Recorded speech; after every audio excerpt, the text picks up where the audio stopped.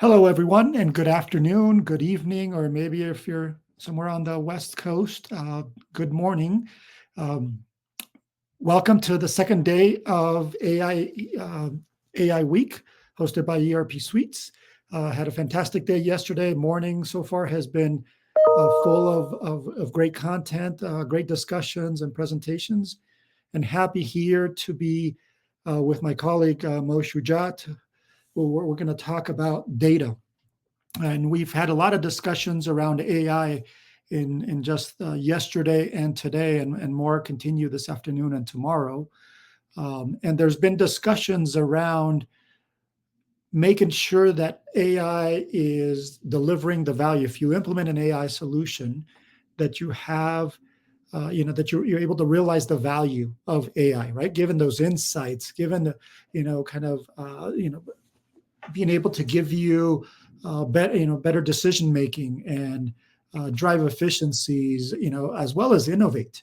And the fundamental component, right, of part of AI, beyond, of course, the technology, beyond all the techie, topics that Mo, you and I talk about all the time, right? Neural networks and all the algorithms that are being built, and the large language models that need to get trained. Not to be forgotten, of course, is data, right? It's fundamental to making sure that if you're using AI for any one of those purposes, and maybe others that I didn't mention a moment ago, that AI and the quality of the data that you have, the amount of data that you have, the state of the data, the aging of the data, just to mention a few of the parameters, it's relevant, right? So you got to make sure that that data is up to snuff, if I may say it that way, so that you get, the expected results and, of course, the corresponding expected benefits. So this was today's session's about. I think you're going to really like this session. Mo's put a great presentation together in terms of covering a variety of different angles that need to be considered, some of which you may have thought about, some of you didn't. But looking forward to the presentation, and then I'll hop in, periodically during the presentation, because I know this is an area that Mo and I is near and dear to our heart. We talk about this topic with many customers. So without further ado, I'd like to hand over the baton to my friend and colleague, Mo Shujaat, VP of Advisory and Applications at ERP Suites. Over to you, sir. Awesome. Can you guys hear me and see me okay? Yes, we can. Great. So first of all, I'm going to say thank you everybody for joining us. Thanks, Manuel, for that great introduction. I will also apologize in advance. This is not sponsored by Chick-fil-A by any reason, but my wife was kind enough to get me some this morning, so I will be sipping on my Chick-fil-A drink throughout this session. Before we started, I've also created a poll for everybody, if you wouldn't mind answering it, right? So, I really loved and I'm really excited about this topic because, I think with AI, we tend to get lost in the technology and the glamour and the glitz of AI, right? And Manuel and I talk about this often, usually when I am lifting in the gym and I'm calling him at 7 p.m. to rant to him about the random things that are on my mind. And one of those things always ends up being is that, we don't talk enough about the readiness of data for AI, right? And it's so critical, right? It's so, so, so important. So, one of the things that, many of the things we're going to talk about today is that we're not just talking about clean data, right? A lot of people say, oh, our data is really clean, or oh man, our data is really dirty. Getting your data ready for AI doesn't just mean that you have clean or dirty data. If you think about it, clean is a very subjective word. What does it really mean, right? Everyone is going to have a slightly different definition of it. So we're going to get really, really specific about your data, right? And oftentimes people forget about this element, which is it's not just that you have clean or non-clean data. It's that do you have the right kind of data, right? Often it's not just about having data in cases that is about the right scenario, but you also need data about the bad scenarios, especially if you're going to try to predict them, right? You can't teach AI about all the good scenarios and expect it to know about the bad scenarios that you want it to predict. And the last thing, and this is probably the most key thing I want you to take away from this, and this is why I really wanted people to answer the poll, and I'll leave it up for a little while, is because you're not alone. A lot of people go through a very similar data journey, right? A lot of people are still in that boat where they're just not sure what is going on with their data, and a lot of people are kind of in that same boat with their data, right? So we'll talk about a lot of specifics with that, right? So that being said, as you get time, please do make sure you're answering into the poll. Um, so we're going to talk about some very specific challenges that come with the data today, right?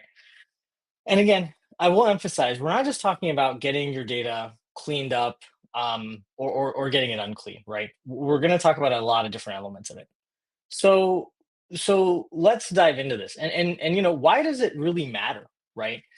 Um, it matters because when you take data with AI and you're putting data inside of these AI models and these AI skills, those AI models and skills are going to learn and extrapolate and predict based on what data you're providing it, right? Often I'll refer to this as an intern instead of an assistant or anything like that, is because if you think about it, right, the way we even teach interns and the way we teach people who are younger is we want them to go through experiences and we want them to go through scenarios where it teaches them things, right? So it's the same with AI. If you don't feed it the right kind of data, number one, it's going to be garbage in, garbage out, right? The data that you train and prep AI on is the data that you're going to is where the model will start to give you results based on, right? So where you're not seeing where you're providing data that's not complete, or data that has some biases in it, or data that is stale, right? You're going to get essentially take any of those acronyms and you're going to get outputs and outcomes that are exactly those. You'll get outcomes that are biased or stale or incomplete, right? Data without the right kind of data, right? Again, we're not talking about just clean data. We're talking about all the right kinds of data. You're going to create errors in your model without the right kind of data, right? You're also more likely to amplify any biases that may be in your model. So if you think about it, right, you're trying to predict for um, orders at risk, or you're trying to predict for customers at risk, you're trying to predict for something like this. If you're not really providing the kinds of data where AI can extrapolate those insights and then, or sorry, you pull out those insights and extrapolate that, based on those insights to recognize those patterns, you're not going to really be able to find those biases when it comes into production, right? So there's a lot of challenges that come with this. And typically, I think the biggest thing we take about it, and it's one of those things that, it's like, we always say about MRP or anything else, garbage in, garbage out. Or if you're not going to feed the right kinds of data to these AI models, you're not going to get the right kinds of outputs from these AI models, right?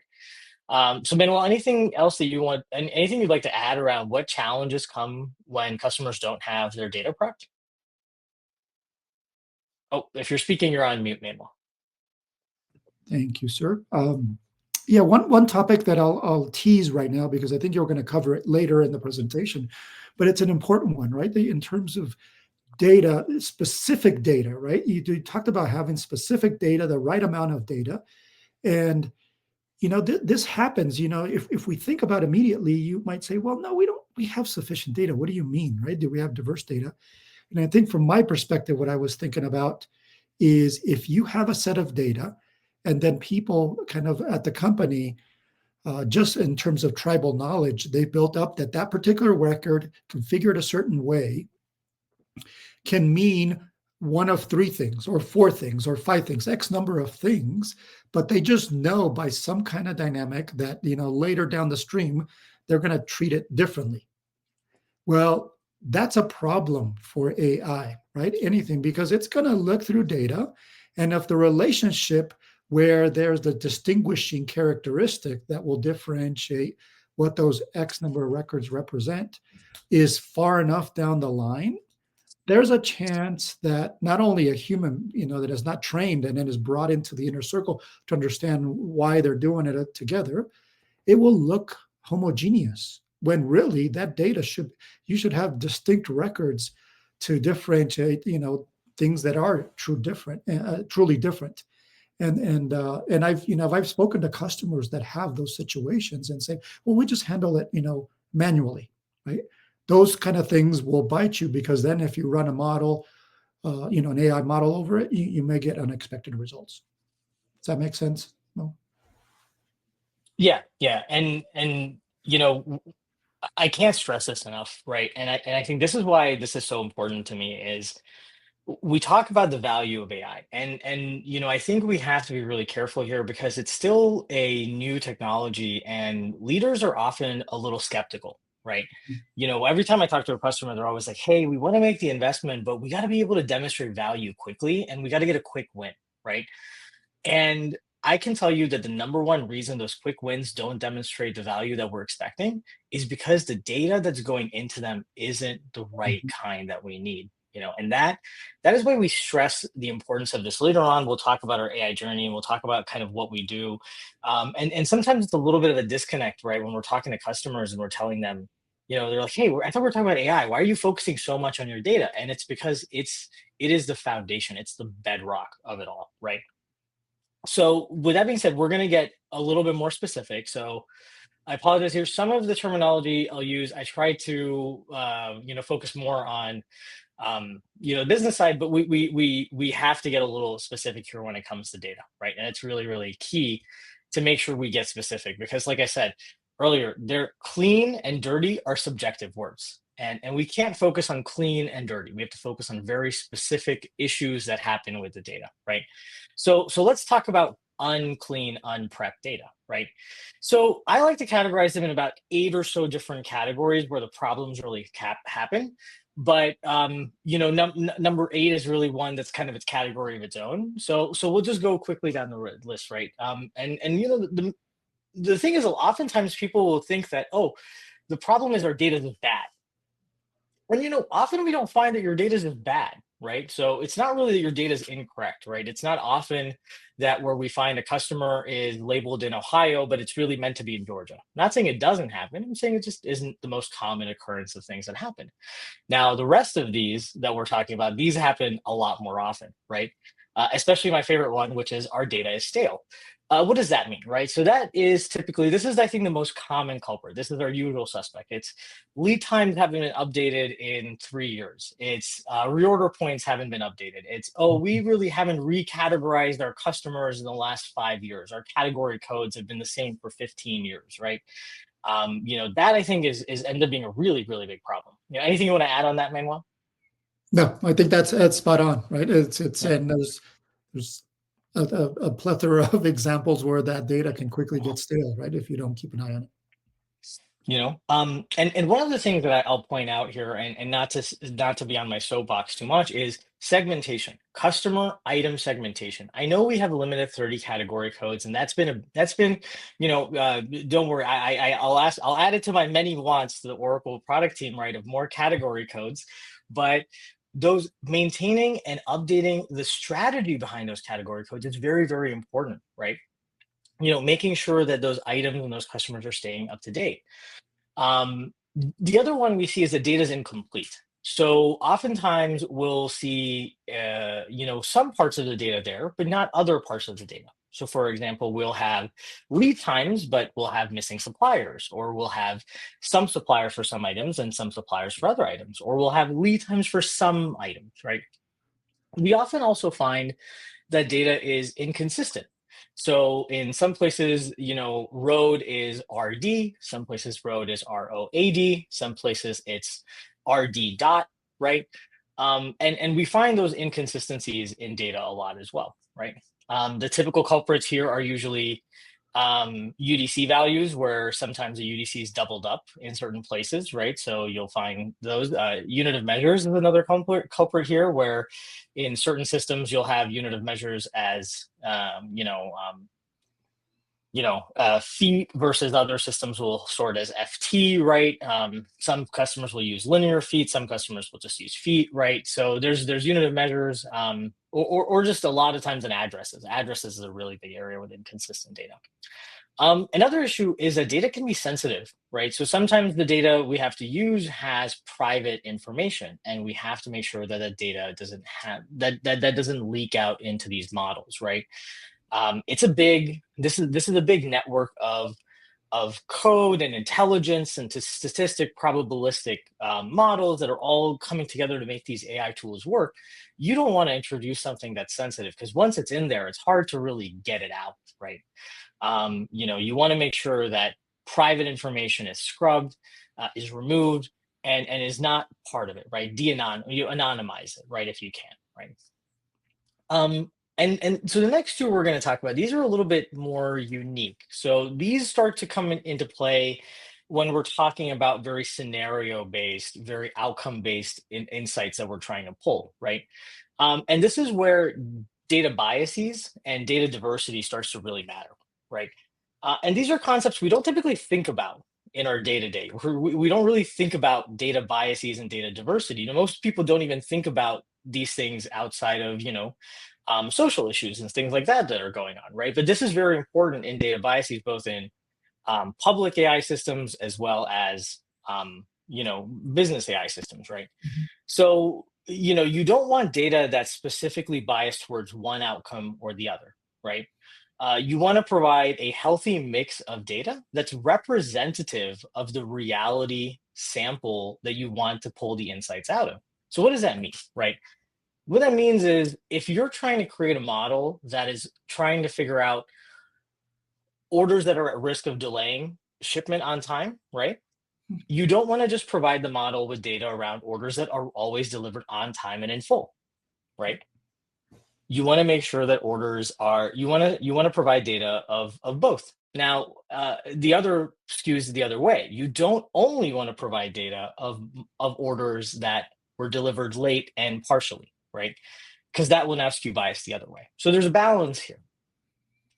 The other challenge that we see is that data is not diverse, right? So, you're not taking a wide breadth of the data that you need and introducing all of those scenarios, right? Sometimes people tend to get a little specific, right? So one of my examples on this is when you're, for example, looking at pricing to do analysis around pricing optimization or pricing segmentation, right? Or pricing adherence, right? You don't want to just introduce pricing for one type of customer or one region. You want to have pricing for a variety of different customers that ensures that the model can really see what are the criteria I'm looking for, what are the different criteria, and what are the different points of the context of your pricing model that really matter, right? And the last problem that I think is really, really key is that your data is just sparse. You just don't have enough.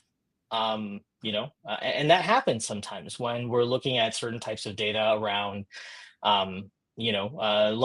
usually with orders and things like that. But if you're trying to be more predictive around uh, specific types of purchase orders or specific types of orders or specific types of pricing, right? If you don't have data around those specific things, it's kind of hard. So we'll talk about how we address each of these and what we really do when we encounter these problems. But before I move forward, Manuel, I want to open up to you in case you want to add anything here.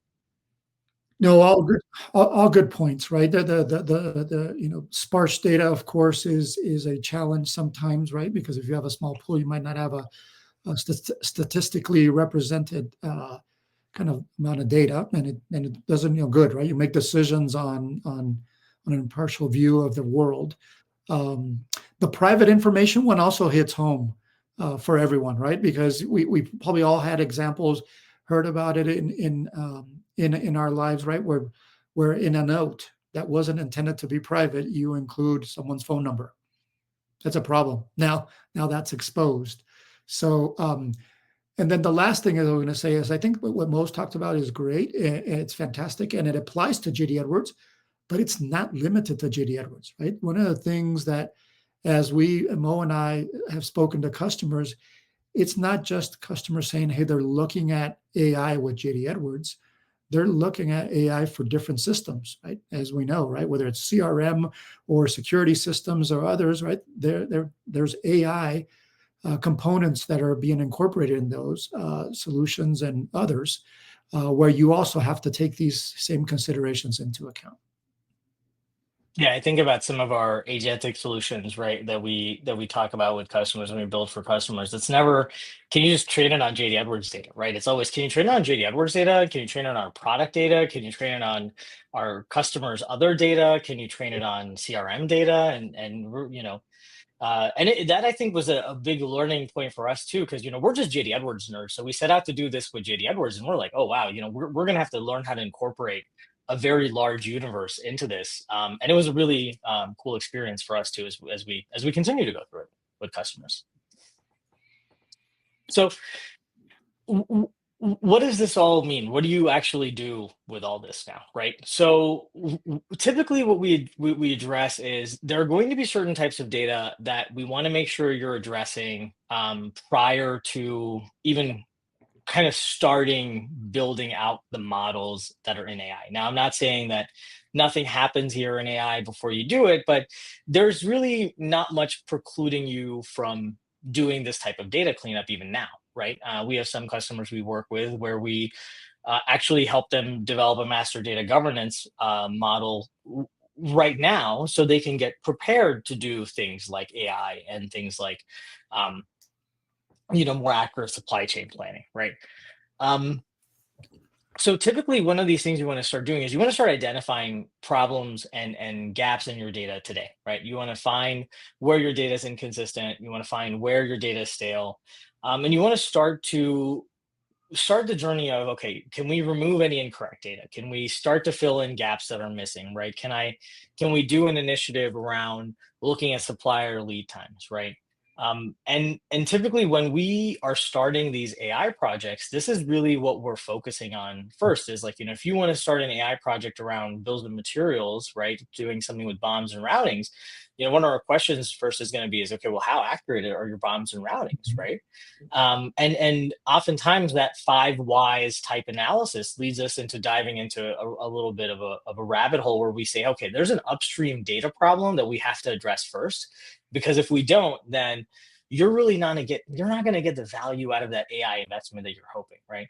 And that's the word, that's the last thing you want, is that there's some data issue that's going to prevent you from being able to go back and show, hey, here's the ROI from this AI investment we made, so that way we can go and do more AI investments. Um, so really, any sort of data cleanliness type activities, standardizing your data, normalizing it, updating stale data, filling any missing data. These are the kinds of things that you can start to do now, right? There's data cleanup that will emphasize once we start doing AI model building and AI tool building as well. But those typically require some feedback, so it's a little bit harder to do those in advance, right? It's hard for you to address biases in your data until you start actually looking at your model and you start looking at what you want it to do. But it's pretty easy for you to determine, like, hey, do we have any customers with missing category codes that shouldn't have any, right? And we'll kind of talk through how do you actually address some of these issues, specifically as you go through.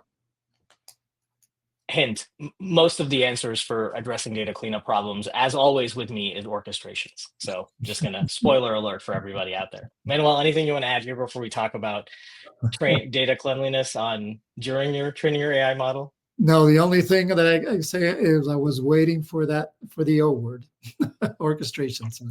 Right This on. this may be a record. Yeah, we're almost Maybe a ready. record for the longest webinar presentation I've given without having said orchestration. We're about 30 minutes in. I just want you all to know it took a lot, It's a milestone. Here we go. So there's going to be some types of data gaps that you have to address as you're kind of training and building the model. These are data gaps that you can start to do this earlier, but it's just, these are data gaps that require refinement and evolution, right? So these are things like biases, diversity. Do I have enough data, right? Am I getting the right am I getting the right level of generalization? Am I getting overfitting or underfitting, right? Am I getting misclassifications, right? This is the iterative part of training your model, right? Don't think of AI projects or AI journeys as you're going to go through this whole linear thing, right? And I'm a big, coming up in the ERP world, right?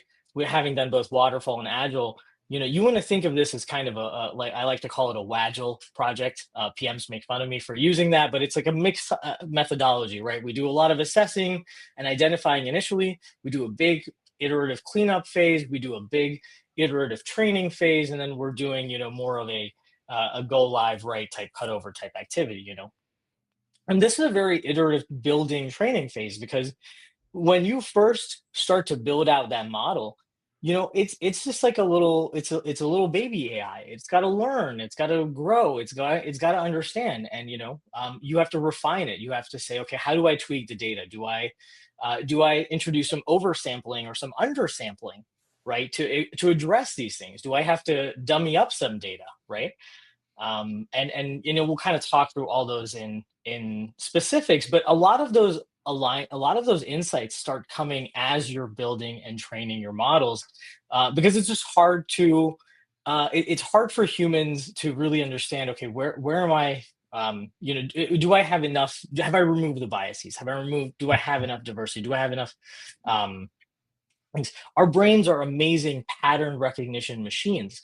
They extrapolate patterns really, really quickly, and that's what we're building. We're building a pattern recognition machine, but unfortunately, it's not quite as smart as a brain. Your brain has got like 4,000 NVIDIA GPUs behind it, right? Whereas I don't even know if our AI has that. No, don't quote me on those numbers, right? But the point is that um, we have to teach it the pattern recognition that a lot of us kind of understand intuitively. So it's something that it's very iterative. It's not going to happen in one go. Yeah. Anything to add on that one, Manuel? Uh, just the one thing, right? In terms of show, just like you said, a baby or a kid, where they grow, right? If you have children, right? We expose them to certain situations, and they get exposed to positive situations. To your point, right? To make that example, but they also need to experience some of the no-nos, right? And the things that are Mhm. off limits. Same kind of a thing for an AI model, right? If you just show it the positive side, it's not going to really readily know about some consequences if we're looking for an AI model to make some suggestions to our business. Let's say in the sales process or whatnot. If it's just getting fed all the wins and none of the losses, it's not going to be able to factor that in terms of being able to make a better recommendation. So that's super important. Somewhere my wife is going to listen to me delivering this webinar and say, how come when it comes to recognizing the pattern that the laundry needs to be done, you have zero NVIDIA GPUs? I'm just waiting for that one to come. So That one, yeah, that's going to be an interesting one, Mo. You have to tell me how um, that. So, what do you do about all this? What do you actually do when you need to have to address this situation, right? You have to get your data ready. And one of my favorite things is sometimes there's just no substitute for rolling up your sleeves and doing the hard work. That is sometimes what it just comes down to with data readiness, right? So as we're going to go through some of these, we're going to talk about right now what are some data prep and cleanliness exercises you can do. We're going to talk about my favorite thing, which is how you're going to use orchestrations to help with your data problems. And lastly, this is very meta of me, is that how you're going to use AI to help solve your data problems to get your data ready for AI. Wow. There you go. Gotta there. And please, any point, if you guys have questions, commentary, would like to, get in on the conversation, please drop your comments below. There's also still, our poll is still open, so I'd still love to hear responses from everybody if I can. Really want to know what your data is like right now.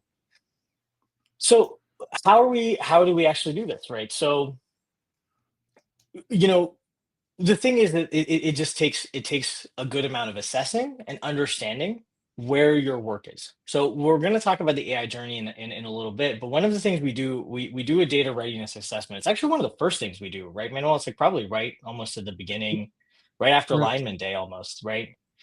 Um, Yep. And and then parallel to use cases as well. Yep. yeah, so that's the first thing we do is we want you to identify your use case, right? So what is it you're going to do with AI? And then we want to start working with you to identify what are your data gaps and challenges so you can get that use case out of AI. Mhm.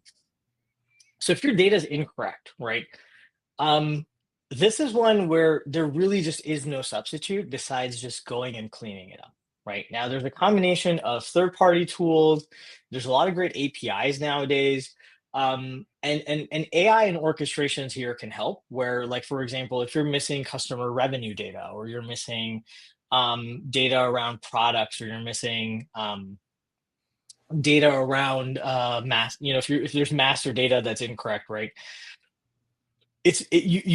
You have to use a combination of orchestrations, AI, and manual efforts, right? One of my favorite examples is zip codes.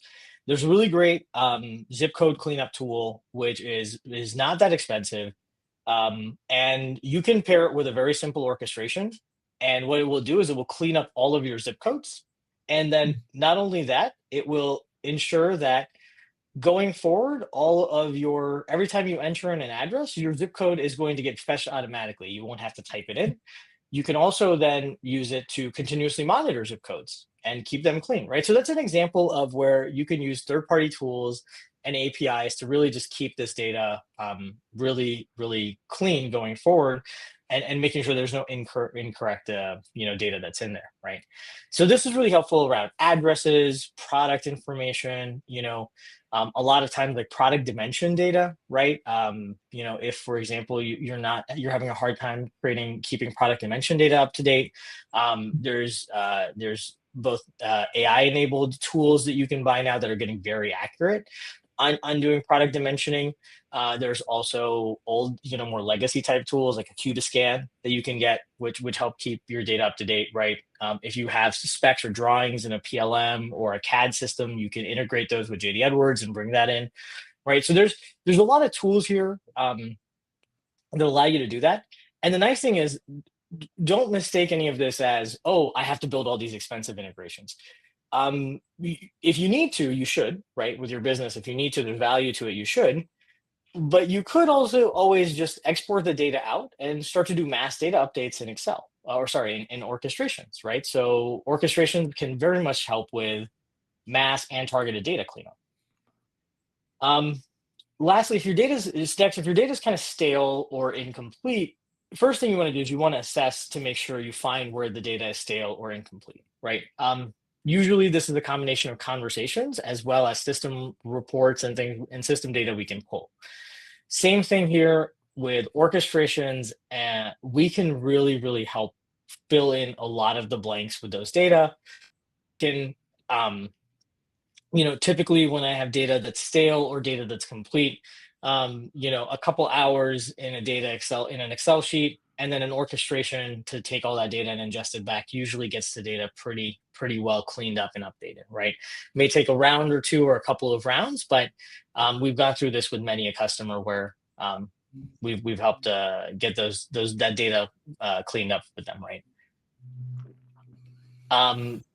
Data is inconsistent, right? So one of the challenges here is, and historically we would use things called like fuzzy matching to find data that's inconsistent, but similar. Now, AI tools are actually getting very, very good at more advanced fuzzy matching, right? It's very good at identifying similar patterns because of the way that it uses that technology. So utilizing AI tools is actually one of the best ways to find inconsistent data. Now, again, you want to be careful here because you don't want to introduce data that's sensitive or data that's specific to your business to these AI tools in the efforts of doing data cleanup. So make sure you're always following your AI policies when you're doing that. But you would be shocked at how good many of these large language models are now at finding, cleaning up addresses, cleaning up zip codes, cleaning up street names, cleaning up these kinds of things, right? Private data, I typically always recommend is done manually, either systemically or through a sysadmin or through, a manual effort, because this is typically very sensitive data, right? You don't want data dumps of this being floated around. You don't want to use an AI tool. You don't want that kind of data stored parsed out and stored in log files. You want to make sure that that's very, very sensitive and handled that way. It's also because many industries have regulatory or compliance requirements around it, especially if you're operating in European countries and things like that, right? With GDPR. So um, for our two problems typically around biases and diversity, there's you have to do a fairly in-depth assessment here if you want to do it beforehand, right? This is why typically it's easier to discover and work on these as you're building the model. There is some initial pre-work you can do with these two where you can do some assessments, you can do some analysis, but again, it's only going to be in my opinion, what I've always found is that bias is going that analysis assessment is going to itself be biased too, right? Because we're only looking for the things we know to look for, right? Once you put it in the model, the probabilistic engines will really find all the different things that you don't. So there's this balance between how much legwork do you do beforehand and how much legwork do you kind of do as you're building the models themselves, right? Um, you know, to address these, typically you will have to and there's some algorithms that will help with these, but typically what you will have to do is address them very strategically. You sometimes will have to over represent or underrepresent scenarios to provide enough data or to address the lack of diversity of data. You will sometimes have to weigh certain scenarios lower and weigh others higher, right? To ensure that biases are not impacting the outcomes that you want, right? And lastly, if you're having a problem with enough data, one of I think the most helpful tools here is using orchestrations to create the test data where the model where enough doesn't exist. And the nice thing is because you have the ability to use orchestrations, you can really just take real data that you have and create iterative copies of it. You don't have to create new data, right? If you're thinking about orders, it's very easy to take that order and copy it multiple times and introduce kind of logic schemes where you can change out items, you can change out quantities, things like that. Or you can take historical data, you can apply, certain patterns, like change certain patterns on it on dates, and then you can get that data in there. So if you do need additional data, orchestrations are a big help. So one of the ways that we address this is creating synthetic data, right? That's us making the data. Sometimes you have to just take data from outside sources. So you may have to go and get data from a different agency or a different company that maintains or manages that data set has it available for sale. You can get that data from, for example, you can get that data from government agencies. You can get that data from other places. You can get that data from um, companies sometimes themselves, right? So we've talked a lot about, sentiment analysis, this week, right? That's something that I mentioned a lot in my use cases is if you even start to think about sentiment analysis, that's data you can go and get and build out, right? So those are different types of ways that we mitigate and help address these data. But, going back to what was on my previous slide, is oftentimes with getting your data ready, there really is no substitute for the hard work, right? It does just take diving into it. It takes cleaning it up. There's no silver bullet to, hey, we got a magic AI tool that's going to clean up your data. We have magic AI tools that will help clean up your data, and then help, AI tools that will help keep your data cleaner, right? But as Manuel and many will say throughout this week is, AI is not meant to be a human replacement, right? It's meant to be a human augmentation, right? So you are still needed to help and aid in all those things, right?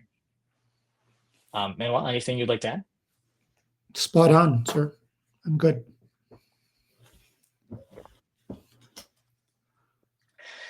So lastly, right, the main thing we want to say is once you have this data in a state where it needs to be, unfortunately, you don't just get to rest. You have to keep maintaining it. You have to keep cleaning it up. And it's going to constantly change and evolve, right? Your data will evolve. your data will change as it should. And as it's supposed to change and evolve, your AI models, your AI tools also have to grow and adapt as your data changes, right?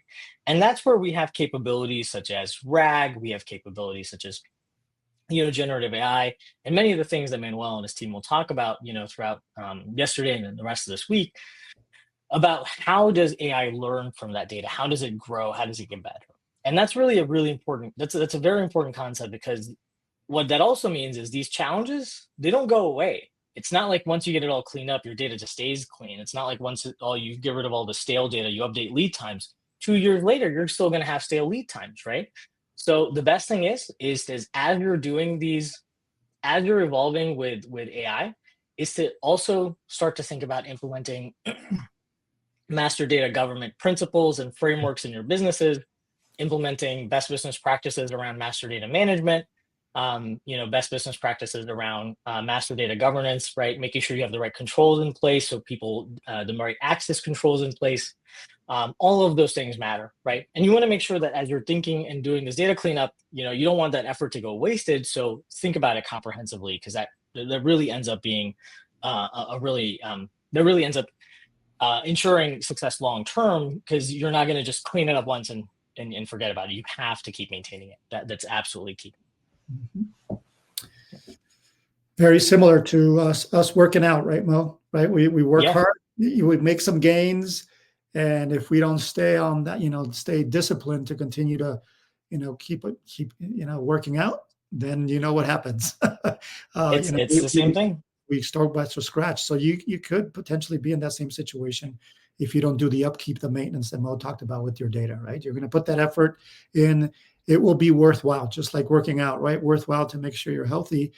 Make the time that you invest to maintain your data will be worthwhile, right? Because it will feed you, you will insights and information that AI will be able to harvest from it and drive efficiencies elsewhere. Yeah. And the thing is the longer you let those problems fester, like, so if you do go through a cleanup effort and you aren't able to maintain your data as well, you start to naturally introduce that drift and all those challenges all back into the AI, right? You start to get those inconsistent results out of it over time. So in order to really maximize that ROI, really get that value out of it, you have to make sure that this foundation is set correctly, right? And that's why, going back to what I said in the beginning, this is a very, very important concept, because this really is the bedrock of whether you're going to realize the value out of your AI investment or not, right? So that being said, I am going to give a little bit of time to Manuel to talk about how we at ERP Suites help customers with this. So this is our AI journey. And like I said, when we were talking through here, one of the first things we do here is a data workshop, right? So Manuel will talk a little bit about how the AI journey helps customers navigate through all the various pitfalls that come with an AI project or just investing in AI, and how we've helped customers kind of navigate through that, because it is a lot, right? There's no just click a subscribe button and now you get an AI tool and it fixes all your problems. It's not that easy. It's not that simple. And we want to make sure we're kind of doing the service to you all to walk you through the foundational things that really make AI successful. Absolutely. Thank you, Mo. And I touched upon this briefly yesterday in the keynote. Mo and I talked about it, right? Yesterday, right after Julie Holmes' keynote. And the point was, in terms of adopting AI, it's very similar to adopting or implementing an ERP system or another system, right? You need to have a methodology, a process, a proven process, right? That allows you to get a successful implementation and realize the value that you're looking for. AI is no different. And as we worked internally at ERP Suites and speaking to customers, right, all these components that we have here are relevant. They're a relevant component. This is a little bit of like a polynomial equation, right? They each have their contributions to making sure that what you get out of that polynomial equation is a positive benefit for your business. So I'll go through this and just highlight some of the key components because it's important, right? One is alignment day, right? There's like alignment day here is really making sure that, company, what is understanding what's the company's objectives, what are the leaders of the company looking at from kind of a direction vision, and what's looking to be accomplished, where are there some friction points that could help achieve their goals better, or maybe they're not reaching their goals and they need some assistance. AI is in the mix. That's a little bit about what alignment day is about. And then we go into a variety of different areas that is really the assessment phase, right? We get a little bit of understanding of the company, and then we do some assessment and road mapping, right? In terms of understanding design thinking, where, now we had some conversations about potential opportunities in the business where things could be better, doing a design thinking workshop to really assess that, as well as the use case perspective is trying to find not just any use case, but the ones that are impactful, right? Because we like to talk about, well, there's, like Mo mentioned, right? There's the relevancy of a use case, there's the impact, right?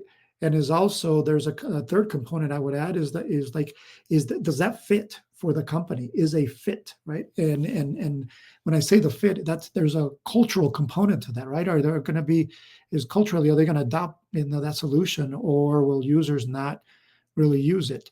That's what really the use case roadmap is about, is to come up with a list of use cases that will really help, and they're aligned to your objectives. Security workshop, of course, is, kind of summarized in a very short phrase, is what is the CISO looking for at your organization, or if you have a security officer, in terms of what are they looking for in terms of protections, right? Are they going to allow any data in? I would assume that most customers, if not all, are lock data from getting out.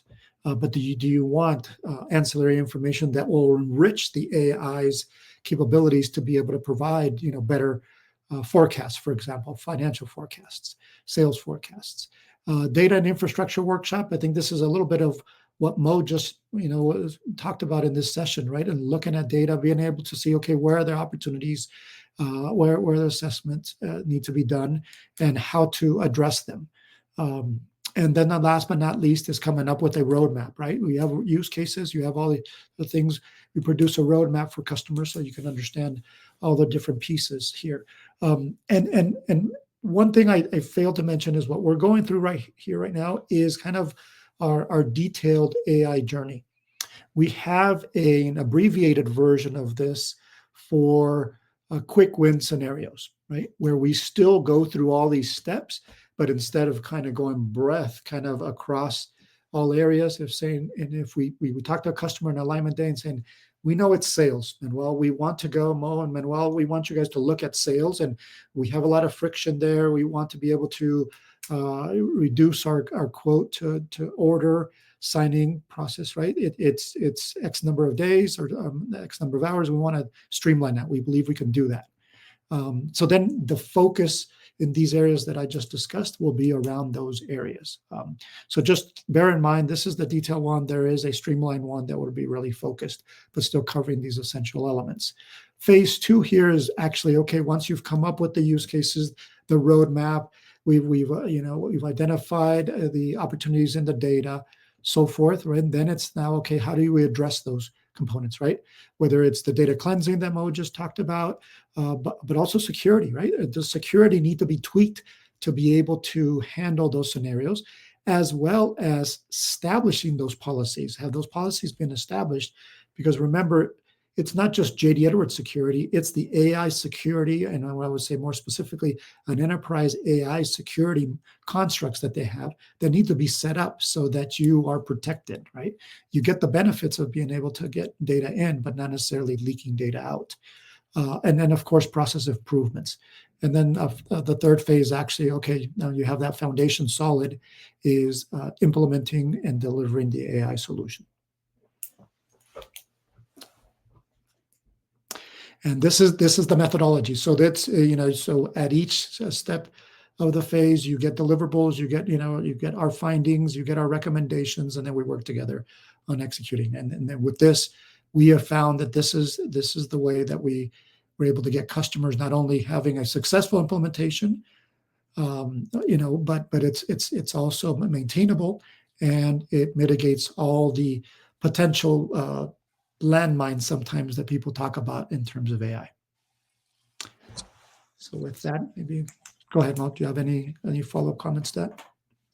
I'll just, it's it's always amazing to me how whenever we talk about the journey, inevitably, if I talk about it at a conference or a user group, somebody will always come up to me and say, "Can you talk to my CIO or CFO or see something about that?" Because they're under the impression that AI is going to be really easy and I can have it done by next week, right? And I always find that funny because it is true, right? And part of it is that in some cases it is like that. Like Copilot is a magical tool. It's really amazing what it can do with productivity and Word and Excel and those things. But there but then there are some then there are some very specific um you know uh use cases where you can't just implement it in day one. You have to go through and really understand the context of what's happening, right? What does a late order mean to your business? How does it impact your business? What constitutes whether an order was late, or did somebody change something, or did the customer request something else, right? um all of those things, they all they all very differ very much on how do you actually get the value that you're looking for, right? So um you know one of the main things with the AI journey I always talk about is that, and I said this, and I'll say this when if you attend any one of my use case scenarios or my use case sessions, is AI is not the solution to every problem, but it is a solution. It is a part of a solution to many problems, right?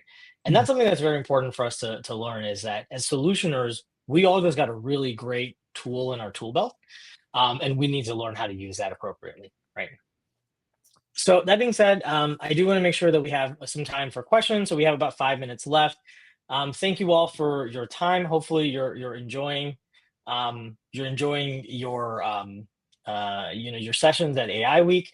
Please make sure you're providing feedback to our team on whether on how you're liking these sessions, what kind of content we can provide, so it's more enjoyable and engaging for you. And please, if you have any questions, chat them drop them in the chat or the Q&A session below on the chat window.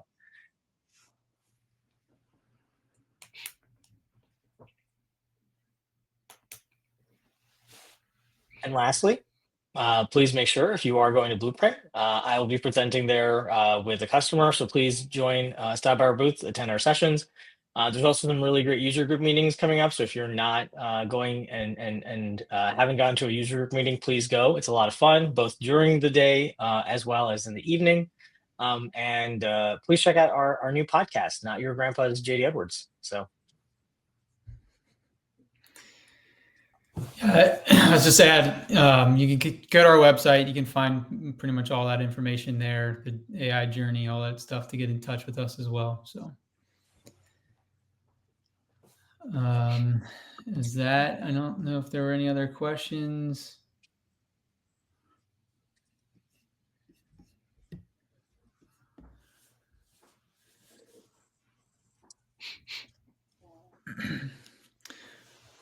All right.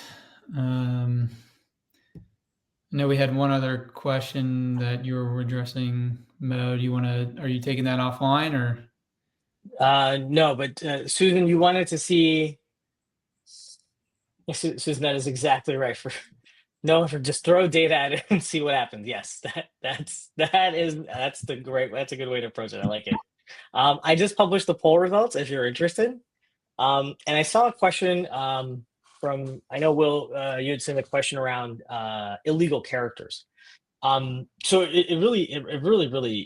depends. If you could send me or chat with me some information around what is the type of data you're trying to clean up. What is it like? Is it addresses? Are you talking about illegal characters like forward slashes, backslashes? Some systems don't like question marks. Like for example, in an API query, so in an API payload, you can't send a question mark, right? Like you got to make sure the question mark's very specific thing in a URL parameter, right? So you have to be very specific about where you're using question marks and backslashes and forward slashes, right? So I'm not sure if you mean those as illegal characters or if there's something else you're referring to as illegal characters, but happy to kind of jump on a quick Teams chat or a chat on the Accelerant platform if we can to walk through it, right? I just need to understand a little bit more about what kind of data you're referring to. You saying purchase orders? Oh, did I see that? Is that in the chat? Oh, purchase order, street address. Street address.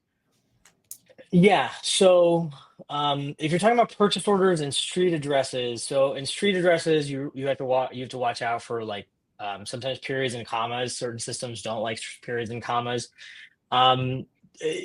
It's cleaning up around these is going to be it's going to be use case specific, right? So if we're gonna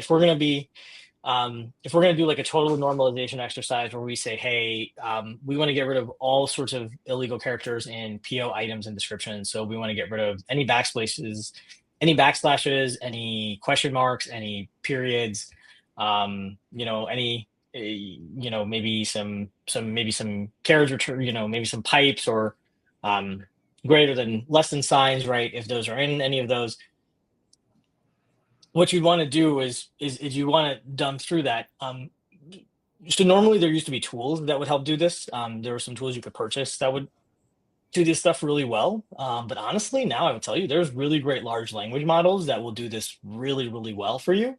And that would be probably one of the best ways to approach it, right? So if I was doing this right now, I would probably create a company specific large language model, Cohere, and Meta's, Meta Llamas is probably going to be best for that, and feed it,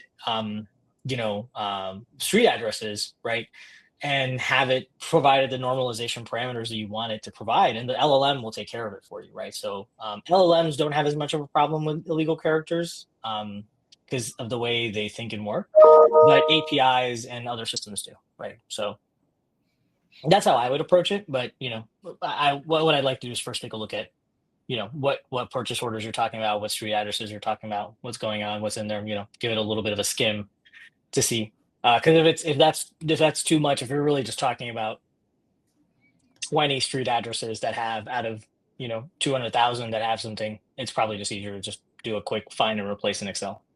Well, I'm good. So I'll stick around for another 2 minutes in case anybody has any other questions. But otherwise, thank you all for joining, and please enjoy the rest of your sessions. I have 2 use case sessions later today, so please join them. One in an hour and one at 4:30 p.m. Eastern.